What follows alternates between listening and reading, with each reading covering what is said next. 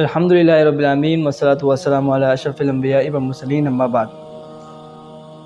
آج کے اس ٹاپک میں ہم بات کریں گے جو کہ کافی ٹائم سے کنٹروورشل ٹاپک ہے، اور وہ ہے فلسطین کا مسئلہ۔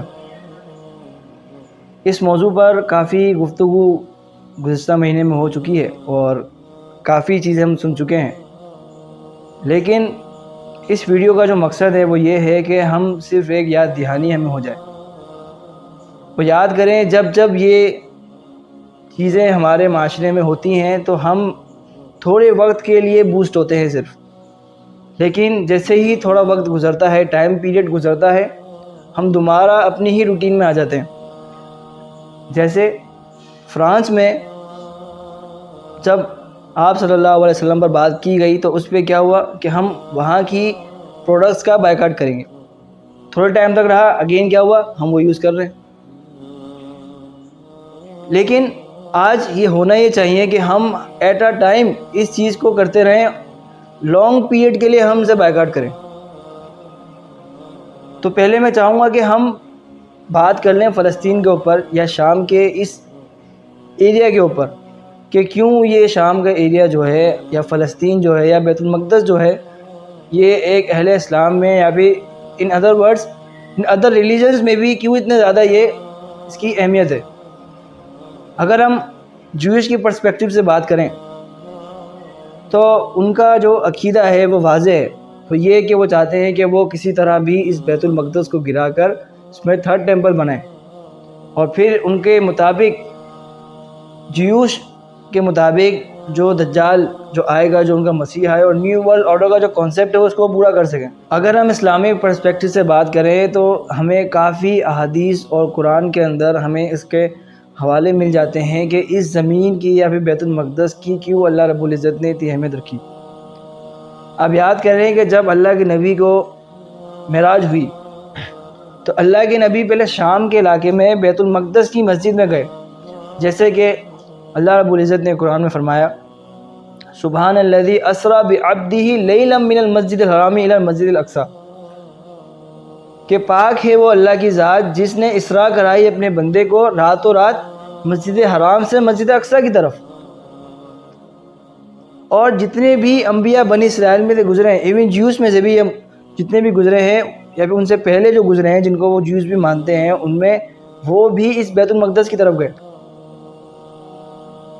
اللہ نے کیا کہا ابراہیم علیہ السلام کے بارے میں اور لوط علیہ السلام کے بارے میں، وَنَجَّيْنَاهُ وَلُوطًا إِلَى الْأَرْضِ الَّتِي بَارَكْنَا فِيهَا لِلْعَالَمِينَ، کہ ہم نے نجات دی ابراہیم کو اور لوط کو اس زمین کی طرف جس کو ہم نے بابرکت بنایا عالمین کے لیے۔ یہاں اس تفسیر کے بارے میں کچھ مفسرین لکھتے ہیں کہ یہاں سے مراد شام کا علاقہ ہے، یعنی بیت المقدس ہے، اور خاص طور پر کسی بھی جگہ پہ ہم عبادت کی نیت سے نہیں جا سکتے سوائے ان 3 جگہوں پر، جیسے کہ پروفٹ آف اللہ محمد صلی اللہ علیہ وسلم نے فرمایا کہ لا تشد الرحال الا الی 3 مساجد، کہ نہیں سفر کیا جا سکتا عبادت کی نیت سے سوائے ان 3 مساجد کی طرف۔ پہلا کیا کہا؟ مسجد حرام، پھر مسجد اقصی، پھر فرمایا مسجد ھذا، یہ مسجد یعنی مسجد نبوی۔ اور ہم عموماً دیکھیں جتنے بھی احوال ذکر ہوئے ہیں خیر کے قیامت کے ساتھ، اس میں اللہ رب العزت نے شام کے علاقے کو ذکر کیا ہے، جو کہ آج ہمارے اس خطے میں دیکھا جائے تو اس میں اردن، فلسطین اور بھی بہت سارے بغداد وغیرہ شامل ہیں۔ اللہ کے نبی نے فرمایا کہ لا یزال من امتی قائمۃ بامر اللہ لا یضرهم من خذلهم، کہ میری امت میں سے ایک ایسا گروہ ہے جو ہمیشہ حق پہ رہے گا، لڑتا رہے گا، اور کوئی بھی اس کا نقصان نہیں کر پائے گا یہاں تک کہ قیامت قائم ہو جائے، وہم علی ذالک، اور وہ اسی پہ رہیں گے۔ بعض مفسرین نے یا پھر بعض حدیث کے روات نے لکھا ہے کہ اس سے مراد شام کا علاقہ ہے، یعنی وہ شام میں ہوں گے۔ آپ دیکھ رہے ہیں کس طرح اللہ کے نبی نے اس شام کے علاقے کو اسپیسیفک کیا۔ پھر فرمایا صحابہ ایک دفعہ مجلس میں بیٹھے ہوئے تھے، ان سے پوچھا گیا اللہ کے نبی نے فرمایا کہ طوبیٰ للشام، کہ شام کے لیے خوشخبری ہے۔ پھر صحابہ نے پوچھا کس چیز کے لیے خوشخبری ہے؟ پھر اللہ کے نبی نے فرمایا کہ ان ملائکۃ الرحمن باسطۃ اجنحۃ علیہا، کہ رحمان کے جو فرشتے ہیں وہ اپنے پر پھیلائے ہوئے ہیں شام کے علاقے پر۔ یہی وجہ ہے کہ آج ہمارے اسلامک پرسپیکٹیو سے دیکھیں تو ہمیں اس کی ایک فضیلت نظر آتی ہے۔ جب دجال آئے گا تو اس وقت بھی شام کے علاقے میں آئے گا، یعنی اس کا قتل ہوگا شام کے علاقے میں ہوگا، اور عیسیٰ علیہ السلام آئیں گے شام کے علاقے میں آئیں گے۔ اور ایک حدیث میں تو ذکر فرمایا کہ قرب قیامت ستجندون اجنادا جندم بالشام والعراق ومصر والیمن، کہ قیامت کے دن ایسے گروہ نکلیں گے، ان قریب گروہ نکلیں گے، ایک گروہ شام سے نکلے گا، ایک گروہ یمن سے نکلے گا، اور ایک گروہ مصر سے نکلے گا، اور ایک گروہ عراق سے نکلے گا۔ تو صحابہ کہتے ہیں کہ آپ ہمیں بتائیں کہ ہم کس گروہ کو چوز کریں؟ تو آپ صلی اللہ علیہ وسلم نے فرمایا کہ علیکم بالشام، تم پر ضروری ہے کہ تم شام کے علاقے کو پکڑ لو۔ آپ دیکھ رہے ہیں کس طرح اللہ کے نبی بار بار کئی احادیث میں ہمیں بتا رہے ہیں کہ شام کا علاقہ۔ اور سلیمان علیہ السلام نے جب یہ ٹیمپل بنایا تھا اس وقت کے دور میں انہوں نے اللہ سے دعا بھی کی تھی کہ اللہ تعالیٰ کہ اس مسجد میں نماز کی آئے اور وہ ایسا نکلے جیسا کہ وہ بالکل اپنی نئی حالت میں پیدا ہوا ہے، یعنی اس کے سارے گناہ جھڑ جائیں۔ یہی وجہ ہے کہ آج مسلمانوں میں اس بیت المقدس کو پانے کے لیے اس کے خلاف آج اتنی کاوشیں کی جا رہی ہیں کہ آج مسلمانوں سے کوئی چھین لیا جائے۔ اب سوال پیدا یہ ہوتا ہے کہ اتنا ٹائم گزر گیا ہے، ہم مسلمانوں میں دیکھتے ہیں کہ کس طرح ان کا ایمان اگین اینڈ اگین چیک کیا جا رہا ہے۔ پہلے کیا ہوا؟ اللہ کے نبی پہ گستاخی کی گئی، فرانس میں چیک کیا گیا کہ ان کی کتنی غیرت ان کے اندر باقی ہے۔ بار بار چیک کرتے ہیں کہ کس طرح ان کی غیرت کو ہم چیک کر سکتے ہیں کہ آج یہ ہمارے خلاف کدو کھڑے تو نہ ہو جائیں۔ تو اس لیے ہمیں چاہیے کہ ہم اپنے ایمان کو ایٹ اے ٹائم کوشش کریں کہ مضبوط رکھیں۔ So the question is, what can we do in this situation for Palestine؟ تو اس کے لیے چند نصیحتیں میں کرنا چاہوں گا کہ ابھی بھی ہم ان چیزوں کو نہ چھوڑیں۔ آپ کو کیا لگتا ہے کہ ابھی یہ معاملہ رکا ہے کہ کیا چند سال بعد یہ ختم ہو جائے گا؟ نہیں، پھر ان کے معاملات آگے بڑھیں گے، پھر مسلمانوں پہ ظلم ہوں گے۔ کس طرح پہلے بھی عرب جو ہے وہ کس طرح اسرائیل سے جنگ کر چکا ہے، یہ ساری چیزیں ہمارے سامنے ہیں۔ اب یہ چیز نظر آتی ہے کہ اب یہ فلسطین کا معاملہ ہوا ہے، یہ دیکھتے ہیں تو چیز ہوتی رہتی ہے۔ جب یہ چیز ہوتی رہے گی، آپ کا ایمان بار بار وہ کرتے رہیں گے تو اس سے کیا ہوگا کہ ایک وقت آئے گا آپ یوز ٹو ہو جائیں گے، فرق ہی نہیں پڑے گا کہ کیا ہو رہا ہے کیا نہیں ہو رہا۔ تو ہمیں چاہیے کہ سب سے پہلی چیز جو ہم کر سکتے ہیں وہ ہے کہ دعا، کم سے کم آج جو ان کی سچویشن ہے ہم ان کے لیے دعا تو کر سکتے ہیں۔ قرآن میں کیا فرماتا ہے اللہ تعالیٰ کہ وَإِذَا سَأَلَكَ عِبَادِي عَنِّي فَإِنِّي قَرِيبٌ، طرز دیکھیں آپ کہ جب میرا بندہ مجھے پکارتا ہے تو میں قریب ہوں، اور میں پکارنے والے کی پکار کو قبول کرتا ہوں۔ اور یہ دعا ایسی چیز ہے کہ آپ اگر پختہ یقین کے ساتھ اور توکل کے ساتھ کریں تو اللہ تعالیٰ ایسی چیزوں کو تبدیل کر دیتا ہے کہ آپ سوچ بھی نہیں سکتے۔ غزوہ بدر میں کیا ہوا تھا؟ مسلمانوں کی تعداد کم تھی، اور ادر اینڈ جو قریش مکہ تھے وہ زیادہ تھے، 3rd ٹائم زیادہ تھے وہ، لیکن اللہ کے نبی نے اس سے پہلے کیا دعا کری؟ اللہ تعالیٰ سے ایسی دعا کری کہ ان کی ہاتھ اوپر اٹھائے اور ان کی جو کندھے پہ چادر تھی وہ گر گئی۔ پھر اللہ نے کیا کرا؟ بدر میں اللہ تعالیٰ نے فرشتے نازل فرمائے اپنی مدد کے لیے۔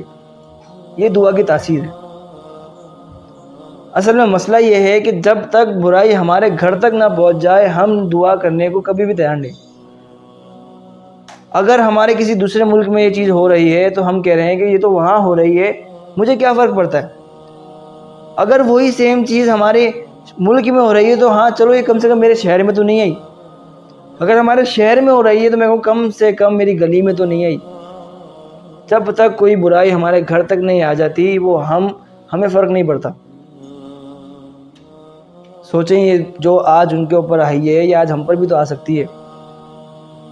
اللہ کے نبی محمد صلی اللہ علیہ وسلم نے فرمایا کہ من سرہ، کہ جو کوئی پسند کرتا ہے ان یستجیب اللہ لہ عند الشدائد، کہ جو کوئی پسند کرتا ہے کہ اللہ تعالیٰ اس کی دعاؤں کو قبول کرے سختی کے وقت، فلیکثر الدعاء فی الرخاء، تو اسے چاہیے کہ وہ اپنی آسانی کے وقت اللہ سے دعا کرے۔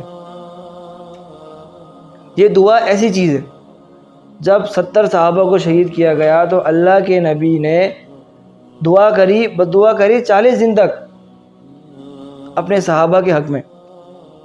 تو کم سے کم اپنی دعاؤں میں اپنے بھائیوں کو جو ان کے ساتھ ہو رہا ہے ہمیں چاہیے کہ ہم کم سے کم ان کو یاد۔ And second thing which can do for our brothers, وہ یہ ہے کہ ہم فنڈنگ کریں جتنی پاسبل ہو۔ آج ہمارے معاشرے میں بہت ساری NGOs ایسی ہیں جس میں ہم فنڈنگ کر سکتے ہیں بآسانی، اگرچہ مشکل حالات ہیں، کیسے جائے گی وہ NGOs دیکھ رہی ہیں تبھی تو فنڈنگ کا اعلان کر رہی ہیں۔ اب وہ یاد کریں کہ جب مسلمان بہت کسی غزوے کے وقت، کسی بیٹل کے وقت وہ بہت تنگی کی حالت میں تھے، تو اس ٹائم پر اللہ کے نبی نے جہاد کے لیے کچھ فنڈنگ مانگی، تو اس میں بہت تنگی ہوئی تو عثمان بن عفان رضی اللہ عنہ وہ لے کر آئے کچھ 100 دینار۔ تو جیسے ہی وہ لے کر آئے تو اللہ کے نبی اپنی جھولی میں اس کو ایسے ایسے ہلا رہے تھے اور کہہ رہے تھے کہ ما ضر عثمان ما عمل بعد اليوم، کہ عثمان کو کوئی بھی چیز اس کو نقصان دہ نہیں دے گی، اس کے بعد وہ کوئی بھی عمل کر لے۔ یعنی اصل عمل تو تب ہوتا ہے جب مشکل حالات ہوں۔ آج مشکل ہمارے بردرز جو ہیں، ہمارے سسٹر جو ہیں، آج ہمارے مشکلات میں ہیں، وہ ہمیں چاہیے کہ ہم as much as possible in کی مدد کریں آج جو یہاں سے ہم کر سکتے ہیں۔ جیسے کہ محمد صلی اللہ علیہ وسلم نے کیا فرمایا کہ من نفس عن مؤمن قربۃ من قرب الدنیا، کہ جو کوئی بندہ اپنے بھائی سے اس کی مشکلات کو دور کرتا ہے دنیا کے اندر، تو قیامت کے دن اللہ تعالیٰ اس کی مشکلات کو دور کرے گا۔ تو کیا ہمارے بھائی جو ہے مشکلات میں نہیں ہیں؟ تو ہم آج ان NGOs کو ڈھونڈیں اور کوشش کریں کہ صحیح جگہ اپنی فنڈنگ کریں۔ اینڈ تھرڈ ون جو کہ بہت ہی زیادہ ضروری ہے وہ یہ کہ آج ہم مسلمان بحیثیت جہاد اگر نہیں کر سکتے کچھ ریسٹرکشنز کی وجہ سے یا کچھ پابندیوں کی وجہ سے، تو ہم کم سے کم تیاری تو کر سکتے ہیں کہ ہم تیاری کریں کہ کس طرح ہم جو ہیں جب بھی ہمارے حاکم کی طرف ہمیں موقع ملے، ہمارے حاکم ہمیں اجازت دیں، ہم جا کے لڑیں۔ اللہ کے نبی نے فرمایا کہ جو کوئی شخص بھی اس حالت میں مرا کہ اس کے دل میں جہاد کی تمنا نہ ہوئی، طلب نہ ہوئی، تو وہ نفاق کی حالت میں مرا۔ اور اللہ تعالیٰ نے قرآن میں کئی مقامات پر یہ فرمایا ہے کہ تم جہاد کے لیے تیاری کرو، جیسے کہ اللہ تعالیٰ نے قرآن فرمایا وَأَعِدُّوا لَهُم مَّا اسْتَطَعْتُم مِّن قُوَّةٍ، کہ تم تیاری کرو جتنی اپنی قوت سے تیاری کر سکتے ہو۔ اس کی آیت کی تفسیر میں اللہ کے نبی نے فرمایا کہ بے شک تیاری جو ہے، اللہ خبردار ہو جاؤ، تیاری کرنا کیا ہے، وہ ہے یعنی تیر اندازی۔ پھر فرمایا یہی الفاظ 3 دفعہ اللہ کے نبی نے فرمایا کہ وہ کیا ہے، تیر اندازی کرنا۔ اور آپ دیکھیں کہ ایک جگہ اللہ کے نبی نے فرمایا کہ جو کوئی شخص بھی تیر اندازی کو سیکھتا ہے اینڈ دین اس کو چھوڑ دیتا ہے تو پھر اس پہ اللہ کے نبی نے مذمت فرمائی۔ یہ سب چیزیں کس چیز کے لیے؟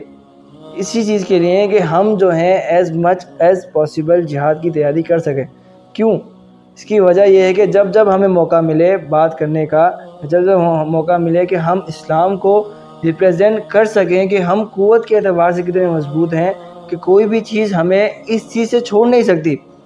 جب عمر بن خطاب کا دور تھا تو اسلام کہاں تک گیا، کیوں؟ کیونکہ وہ ذہنی طور پر پریپیئرڈ تھے۔ ایک حدیث میں تو یہاں تک فرمایا کہ ایک تیر سے 3 لوگ جنت میں جائیں گے۔ وہ کیسے؟ کہ اس تیر کو بنانے والا یعنی تیاری، اس تیر کو دینے والا، اور پھر اس تیر کو چلانے والا، یعنی صرف تیر کو دینے والا اور بنانے والا بھی اللہ نے فرمایا کہ وہ جنت میں آئے۔ کیوں؟ یہ تیاری ہے جہاد کے لیے۔ اسی طرح ایک اور جگہ اللہ کے نبی نے گھوڑے کو چلانے یا گھوڑے کو سیکھنے کے بارے میں فرمایا کہ ہم گھوڑے کو سیکھیں۔ آج اس کی جو چیزیں ہیں وہ کیا ہیں ہمارے لیے؟ وہ یہ ہے کہ ہم جو ہے آج جتنی ہو سکتے جیسے بائک سیکھنا ہے یا بھی جتنے بھی ویپنز ہیں جو آج موجود ہیں وہ ہم سیکھیں۔ اور چوتھی چیز جو کہ انتہائی ضروری ہے اور میں چاہوں گا کہ اس پہ ہم بات کریں وہ یہ ہے کہ ہم اتنا سب کچھ ہونے کے باوجود بھی گناہوں کو نہیں چھوڑ رہے۔ آج گناہ، ہم بات کر رہے ہیں جہاد کی، ہمیں جہاد کرنا چاہیے، جہاد کرنا چاہیے، بے شک کرنا چاہیے، لیکن سب سے پہلے چیز جو جہاد بن نفس ہے وہ کہاں ہے؟ میں رات میں بیٹھ کے نیٹ فلکس پہ یا پھر کسی بھی مووی کے پلیٹ فارم پر میں مووی دیکھوں اور صبح میں اعلان کروں کہ نہیں مجھے جہاد کرنا چاہیے۔ جہاد بن نفس تو سب سے پہلے ہے۔ آپ کے بھائی وہاں اس طرح کٹ پٹ رہے ہیں اور ہم کیا کہہ رہے ہیں، ہم اپنی عیاشی ہم سے نہیں چھوٹ رہی۔ کیا ہم ایز اے یوتھ ہم کہاں کھڑے؟ اگر یہی مثال ہم اللہ کے نبی کے دور میں لیں، مصعب بن عمیر بالکل ینگ تھے، اور جب وہ یہاں پر اسلام لے کر آئے تو انہوں نے کیا کرا؟ ساری چیزیں، ساری عیاشیاں وغیرہ ساری وہ چھوڑ کر آئے تھے۔ اور جب اللہ کے نبی نے ان کو مدینہ میں بھیجا دعوت کے لیے تو ان کی حالت دیکھ کر اللہ کے نبی کے آنکھوں سے آنسو جاری ہو گئے کہ اے مصعب تو پہلے کیا تھا اور اب کیا ہو گیا؟ کہتے ہیں کہ جب ان کا انتقال ہوا تو ان کی جو کپڑے نہیں تھے، ان کے لیے کفن نہیں تھا، کہ اتنی بڑی کوئی چادر نہیں تھی کہ ان کی پوری باڈی جو ہے وہ چھپائی جا سکے۔ جب ان کے سر کو ڈھانپا جاتا تو ان کے پیر خالی ہو جاتے، اور پیروں کو ڈھانپا جاتا تو ان کا سر خالی ہو جاتا۔ کہ کیا اتنی زیادہ سیکریفائز ہماری آج کی یوتھ کر سکتی ہے؟ جہاد صرف اور صرف اس پرسپیکٹیو میں نہیں ہے، جہاد بن نفس بھی بہت بڑی چیز ہے۔ جہاد کے علاوہ بہت ساری چیزیں ہیں جو ہم ابھی بندے میں تو کم سے کم یہ تو کر سکتے ہیں ہم کہ ہم گناہوں سے بچیں۔ اللہ تعالیٰ نے، اللہ کے نبی نے کیا فرمایا تھا کہ دنیا جو ہے بہت میٹھی ہے، کہ اور مجھے ڈر ہے کہ کہیں تم پر دنیا کو کھول نہ دیا جائے جس طرح پچھلی امتوں میں کھول دیا گیا تھا۔ لیکن آج اسی طرح ہم لگے ہوئے، گناہ پہ گناہ ہو رہے ہیں اور کوئی فرق نہیں پڑ رہا۔ ایک چیز پر غور کرنے کی بات ہے، وہ یہ ہے کہ جب کوئی اس طرح کا سینیریو ہمارے معاشرے میں ہوتا ہے تو کوئی نہ کوئی بڑے پلیٹ فارم پر کوئی ایکشن پرفارم ضرور ہوتا ہے۔ آج کی مثال کیا ہے؟ وہ ہے فائنل میچ۔ وہاں یہ سب چیزیں ہو رہی ہیں، لیکن ہماری 50 سے ابو جو یوتھ ہے وہ میچ دیکھ رہی ہے۔ ان اٹ سیلف میچ دیکھنا غلط نہیں ہے، لیکن اپنی ہر اور چیز ہم اور غم میچ میں لگا دینا کہ ہم اتنے مشغول ہو جائیں میچ میں کہ ہمارے بھائیوں کے ساتھ کیا ہو رہا ہے ہمیں فرق ہی نہ پڑے، یہ ہے برین واشنگ۔ جو ملک میچ نہیں کھیلتے ان کو فٹ بال میں لگایا گیا کہ کسی طرح بھی ان کو ان چیزوں کے پیچھے لگا دو، ان کے مقصد سے ہٹا دو۔ کیا کریں وہ اپنے رب کی معرفت سے بالکل غافل ہو جائیں۔ اور آج عیاشی کی چیزوں میں آج جو مسلمان ہیں وہ کتنے آگے۔ قرآن میں اللہ رب العزت نے کیا فرمایا کہ فَلَمَّا نَسُوا مَا ذُكِّرُوا بِهِ، کہ جب وہ بھول گئے جس کا تذکرہ ان سے کیا گیا تھا۔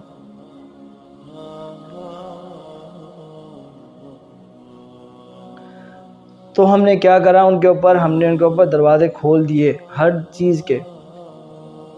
اور یہ سینیریو اللہ کے نبی ہر جگہ، یعنی اللہ تعالیٰ نے کئی جگہ ذکر کیا کہ جب وہ ہمیں بھول گئے تو ہم بھی قیامت کے دن ان کو بھول جائیں۔ تو ایز اے یوتھ کم سے کم ہمیں یہ کرنا چاہیے کہ ہم جو ہیں اپنے گناہوں کو تو کم سے کم چھوڑیں، اینڈ دین پھر ہم یہ ساری گفتگو کریں۔ اچھا، لاسٹ چیز جو کہ انتہائی ضروری ہے اور اس کا رزلٹ بھی مسلمانوں کو کافی حد تک نظر آیا ہے، وہ یہ ہے کہ ہم جو ہیں اپنے بائیکاٹ کو جاری ساری رکھیں۔